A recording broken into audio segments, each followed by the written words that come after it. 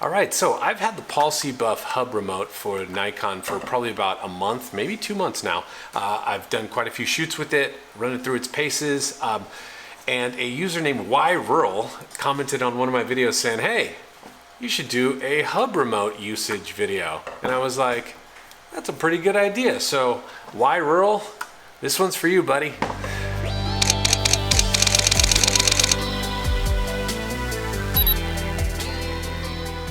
Hey everybody, it's Mike here from Mike McGee Photography. Okay, this is the hub remote from Paul C. Buff. Now, what exactly is it? So, it's a wireless trigger that works on top of your camera, just like the Cyber Commander would work, and it fires Paul C. Buff brand strobes under their CyberSync system. So, this particular hub is also sold as a bundle with their new strobe, the Link, and I've done a video in detail of first look and / review of the Link. I'll put a link to the Link up here. Let's do it in the corner. That user, YRural, was like, hey, how does it work? What does it look like? How do you use it? Well, I thought this would be a good usage video and just show you how to run it through its paces, the menu system, and show you what it's all about. So rather than have me just go blah, blah, blah, and you don't really get an up-close look at it, I'm gonna switch camera views and give you an up-close look at the menu system, how it works, and let's take a look. All right, so we have the Nikon version of the hub remote attached to my backup Nikon D750 for these demonstration purposes. And the way you attach it, it's just very simple. You pop it into the hot shoe of your camera, then you have to twist the little dial. It is a little bit, it's not that huge of a deal, but it is kind of a little problematic to do that little twisty dial under there because of the way the hub remote is shaped. Not a big deal at all. It's perfectly functional, and once it's locked in place, you're good to go. So on the left-hand side, what do we have here? Well, we have the charging port, and that is a USB-C port, which is nice because you can plug in the cable either frontwards or backwards, and it's not going to matter. You have a sync port that you're accustomed to seeing on triggers and sort of like any sort of wireless trigger systems or speed lights. And then you have this rotary dial. Now, the rotary dial here serves 3 separate functions. It will serve as a rotary menu system, so you can, on the display, when the display is illuminated and you're going through the menu systems, you can toggle your menu choices. You can then push it in, and that serves as an enter. And then when you're shooting in your studio setup, you can also use this as your test fire button. So this has 3 separate functions, and then you just have your charging port and your sync port. Now, on top of the hub remote, you have your standard hot shoe that will extend the hot shoe capabilities of the hub remote. And what about on the right-hand side? All right, jump into the right-hand side of the hub remote. You just have the power button on this side. That's it. So to power it up, you just have to press and hold that power button for 2 seconds, and then you'll see the Paul C. Buff logo on the OLED display, and that is powered up. Turn it off, you just push and power that thing down. All right, so here we have the front display, which is an OLED display. It's kind of nice, and it will power up as soon as you push and hold that for 2 seconds. You just wait until you see the Buff logo, and there you have it. So this is your main menu. You have your frequency, which is essentially 1 through 16 different quote-unquote channels. They call them frequencies in the CyberSync system, and they use channels for a different designation. So let's avoid that by just calling it a frequency like they call it. So you have 1 of 16 different frequencies that you can use to trigger your devices. You have a display here saying whether it's manual or TTL. It will also have a high-speed sync display right here as well. If you go into the high-speed sync mode, you have your battery indicator, and then you have your Bluetooth indicator. Now, once again, as I mentioned, that rotary dial here on the side allows you to toggle through your menu items. So when you go through your menu items, you can just select, I'm going to use 2 hands here. You can just select as you turn this, as I'm turning this rotary dial, you get to see your choices. So let's start from the top. You have your frequency. Let's say you want to set a different frequency. Well, you can just go to frequency, then you push in on that rotary dial, and then now you're back to just using the rotary dial to choose 1 through all the way up to 16 different frequencies. So that's how you change your frequency. Let's change it to frequency number 10. You hit enter, and then once you have that listed just as the frequency, you can kind of scroll out by just hitting that display. And once you kind of go in a backwards direction, you're back to the main menu. So now we've set it to frequency number 10. If we wanted to change it back to 1, because I need to do that, otherwise I will forget, I'm going to go ahead and hit frequency. You hit enter. I'm going to go scroll down to 1, and then all you have to do is hit enter again, and then scroll back to your main menu. I went through it, and now we're back to frequency 1. So that's really how you change your frequencies right from the hub remote. Super simple.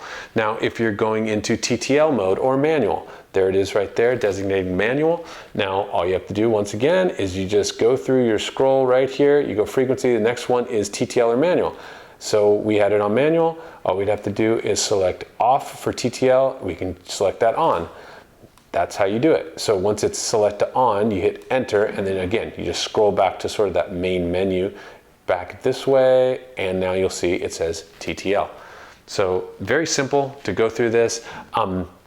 It is a bit of a, I'm not even going to say learning curve, because if anybody has used the Cyber Commander, that is a learning curve. This takes about 10 seconds to sort of get the hang of it, and even then I might scroll the wrong way or something. Who cares? It's simple. It's really simple to use. So I'm going to go through this and go back to that TTL or manual. I'm going to put it back on manual by turning TTL off. Hit enter, scroll back to the main menu. I went through it again, see? And then now we're back. So you can do the same thing. Let's go back through all your menu choices. So I'm gonna go through the menu choices, and we got frequency. So we did that one.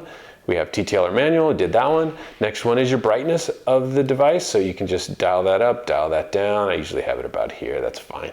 I'm gonna go through brightness. Go through that. Now we're going to go to Bluetooth. You could turn that on, turn it off. I have it on because you want that on when you're using the app for any sort of firmware updates or anything to link up through the app. You're going to want that Bluetooth set to on, so I just leave it on. And then you go back to the about, which is just what your serial number is. There's my serial number. Don't pirate my stuff. And then we go back out to the main menu. Okay, so hopefully that gives you just sort of an overview of the actual menu system of the hub remote. So now I wanted to go over some of the basics of the hub. So what does it come with? Well, it comes with a box, it comes with the hub itself, it comes with a USB-C to USB-A cable, and it comes with a quick information guide. Now that's it. So does it come with a case? No. Will you be able to buy a perfectly fitted case for this thing? Yes, and I made a video about it. I'll put a link right up there about that video, but really, save you time. It's Pelican 1010. This is a Nikon yellow version for the case, and you may want to watch that video that I put up in the corner just because, I just show a little bit more detail about the inside and such, but I bought this separately for it. Cheap case, nice hard plastic, works well. That's what I use for the hub. So does it need batteries? No, unlike other devices that you might have for triggering systems, it doesn't use AA batteries. It has an internal rechargeable battery, and you get about 12 hours of continuous use with Bluetooth on for an entire charge. So at 100%, you'll get 12 hours of shooting time with it. Now that's more than enough for a full day of shooting, so it's a fantastic rechargeable battery system. Now, if it goes down to 0, how long does it take to fully charge the system from 0 to 100%? Well, they say it takes 2 hours. So after 2 hours, you have a fully depleted battery, you're back up, good to go, and then you'll have 12 more hours of battery time. As you saw on the up close and personal display, it has just a battery life indicator on the front. The bar is similar to like on a cell phone. Now, I wish there was some way, like via firmware, that you could maybe do a gentle quick tap. Maybe they'll policy buff, think about this. If you just do like since you have to push and hold for 2 seconds to actually power it on, it would be kind of nice to just have a simple quick tap like on the power button, like pop, and then you could see just the battery indicator just so you know, oh, it's fully charged, or I better charge this thing up before my shoot tomorrow. Not a big deal, but it would be just kind of a nicety that they could maybe add via firmware. All right, so does it work with the latest camera bodies out there, mirrorless and such? Well, first of all, once again, this is only available for Nikon as I'm filming this video. The Canon version is coming down the road. That's in development. It's on the website, but it just says not ready yet. The Sony version, I don't know if they're developing a Sony version. I don't see it on the website as like a coming soon, but I would assume that might be down the road. But for the Nikon version, you may be wondering, well, I have the latest Nikon mirrorless camera body. Let's say you have a Nikon Z6 II, like I'm filming with right now on this video. Does it work with that? Yes, it's awesome. So Z6 II, Z7 II, no problems whatsoever. I'm sure you can visit the Policy Buff website for the full list of camera capabilities and compatibilities options that are there, but it works flawlessly with my Nikon Z6 II, so you don't have to worry about if it's going to work with that with the latest camera body. Okay, so does the hub have any advantages over the Cyber Commander? Well, it does. For me personally, again, the way my brain works, I can't grasp the Cyber Commander's user interface. I just can't.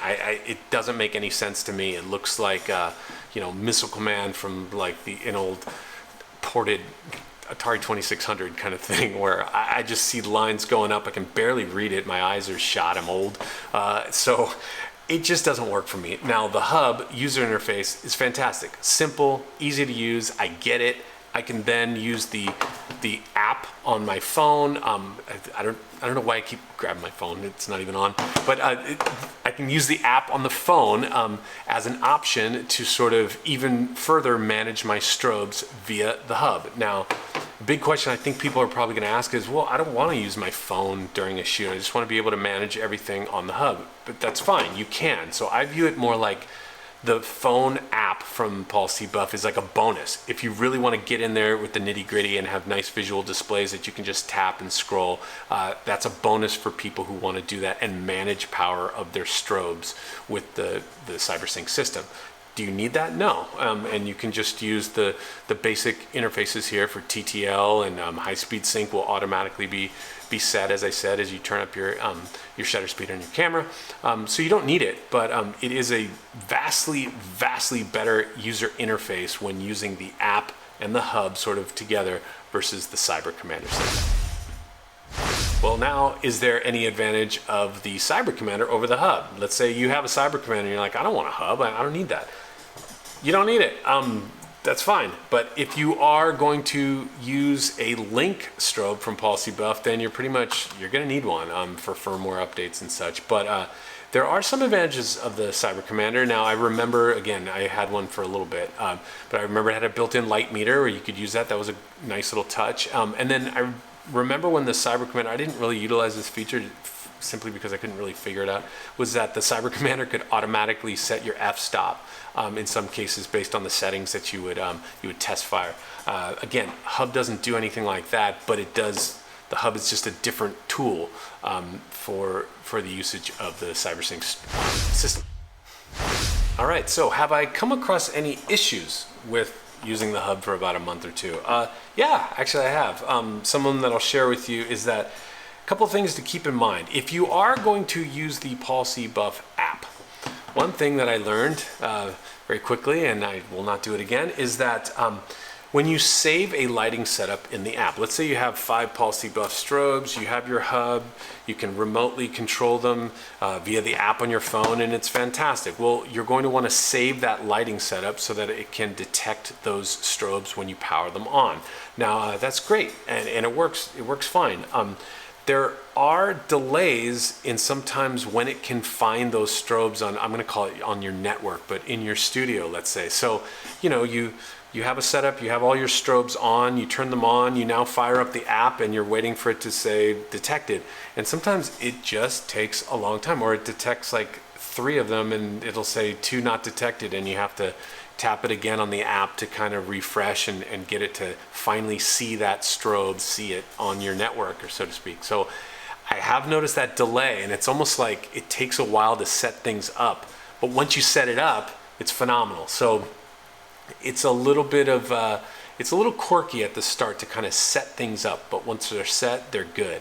Now, another thing I've noticed with the app is that when you're using the app, it will, and you save that lighting setup, well, it will remember what power levels you set all of your strobes to. So let's say I put it on lowest power for all 5 of my lights and I hit save that setup and I'm like, good. Well, you got to remember that you don't want to dial in all your lights before a shoot and then go, oh, I want to manage the app. And then when you hit the app and it finds those strobes, it's going to not just find the strobes in your network, it's going to then set them to all to the lowest power, because that's what they were saved at when you saved your setup. So it's both good and bad. It's a positive in that if you have some really intricate lighting setup, you can say save setup, and it's going to then when you fire up the app, it's going to be perfect because all your lights are already dialed in for you. You're like, this is phenomenal. But you have to remember to launch the app first if you're going to manually do any adjustments, because if you then go back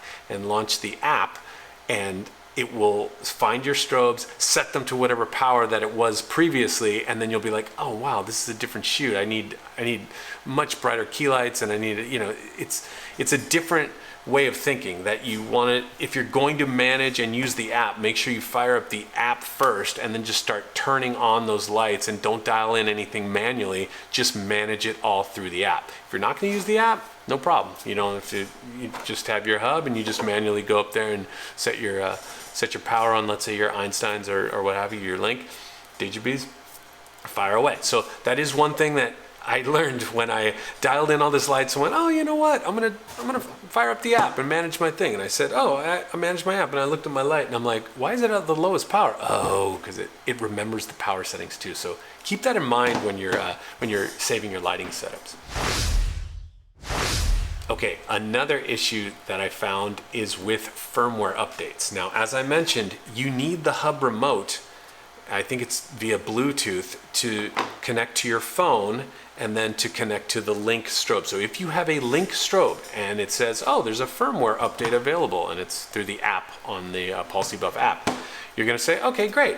And what you need to do, I learned this through experience, is make sure your Link strobe is here, your hub remote is right next to it, and your phone is right next to it. Because they work in conjunction, I thought, oh, okay, it's set to download. I'm gonna walk around my studio, I'm gonna do something. Well, it breaks a connection and it fails. And in my studio, my internet is, it's not that fast. So when it starts downloading, it takes a long time to do those firmware updates over the network. So you want to make sure there's like a clear line of sight, literally, between your phone, your hub, and let's say your Link strobe. Literally, I would put the hub remote on top of the Link strobe, literally, just right on top. I've said literally like 5 times, but I did. I would put the hub remote right on top of the Link strobe, and then I put my phone like just balanced right on top, because I didn't want there to be any connection loss, because I had like multiple firmware update failures when I either walked in front of the line of communication or what have you. So it's a little bit, again, a little hanky. Is that a word in the Midwest? I don't know. It's a little funky that you need to have it so delicately connected, but at least in my user experience, I needed that. So keep that in mind when doing firmware updates, that you need everything sort of close together, and don't mess with it. All right, so there you have it. That is the hub remote for Nikon for Paul C. Buff. Once again, Canon's coming soon, so whenever that comes out, you'll see probably more people having some basic questions and want to see how it works. But why rural? I hope I answered your questions or gave you a good video on how it exactly works. But if you, or anyone else for that matter, has any questions about the hub remote or anything else, feel free to ask those questions in the description. I'll do my best to answer them. If you like this video, please feel free to give it a thumbs up. Or if you want to see any more reviews or information, tips and tricks and things like that, feel free to hit subscribe on my channel and I'll do my best. So thank you very much for watching, and thanks.